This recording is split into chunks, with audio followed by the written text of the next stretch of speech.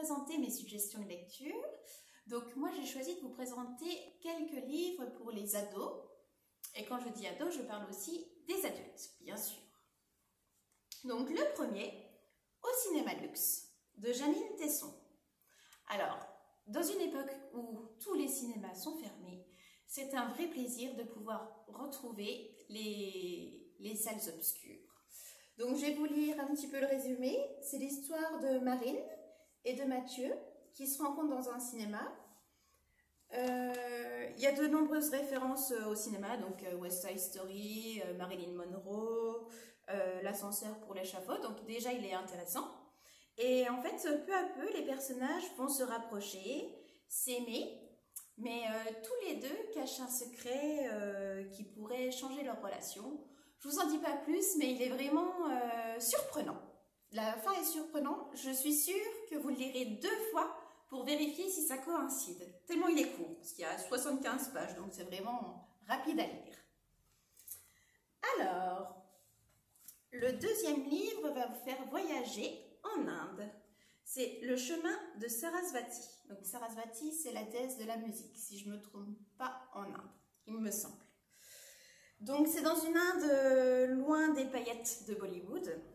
On découvre la condition des femmes qui ont de la chance de naître, puisque la plupart Enfin, la condition féminine est très difficile en Inde. Alors, à la mort de sa mère, le personnage principal décide de quitter son petit village pour partir à la recherche de son père à Bombay. Il va lui arriver de nombreuses péripéties et elle va devoir parcourir un chemin semé d'embûches. Donc, c'est un livre très intéressant, moyennement facile à lire quand même. Il serait presque destiné à des grands ados à partir de 15 ans, on va dire, moi je trouve. Voilà, donc c'est Le chemin de Sarasvati de Claire Hubac. Alors, un autre livre. Ma meilleure amie s'est fait embrigader. Alors là, c'est un livre à 2 voix. Donc il se lit très très vite, très très bien.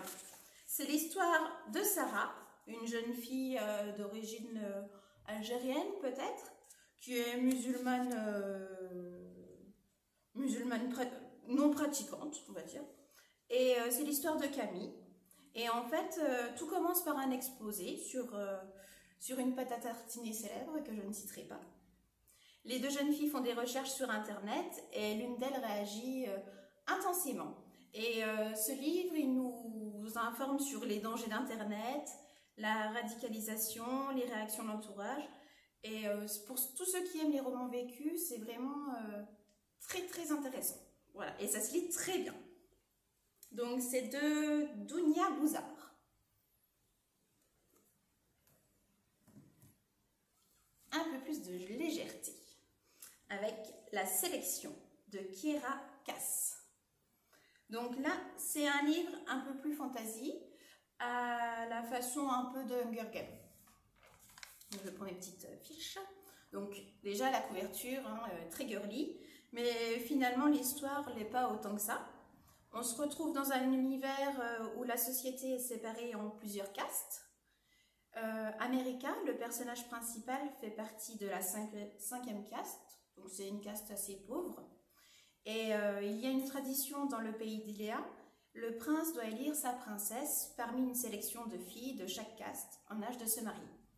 Donc bien évidemment, l'héroïne se retrouve sélectionnée et son fort tempérament ne laissera pas le prince indifférent. Voilà, c'est le premier tome, il y en a 4 ou 5, je ne sais plus. Voilà, mais c'est super, ça se lit très très bien. Et enfin, La guerre de Catherine. Donc là, j'ai choisi une BD. Alors, ça se passe à l'époque, c'est la Seconde Guerre mondiale, si je ne me trompe pas. Oui. Et c'est une jeune fille qui doit quitter le couvent des Deux-Sèvres. Donc, c'est un fond historique. Et c'est plein d'aventures, c'est très intéressant, ça se lit très très bien, très très rapidement. Alain me fait les gros yeux. Non, ouais, c'est une petite juive, hein, en vrai. Hein, c'est une petite juive C'est qui ça. est persécutée.